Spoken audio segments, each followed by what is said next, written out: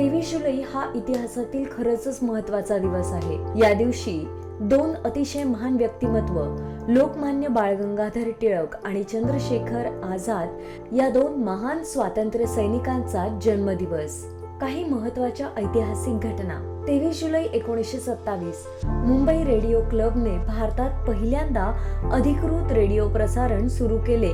पुढे याच केंद्राचे रूपांतर आकाशवाणी केंद्रात झाले।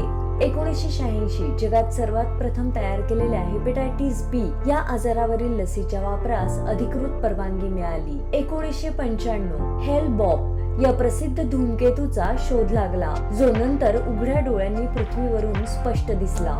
आता काही महत्वाचे जन्मदिवस।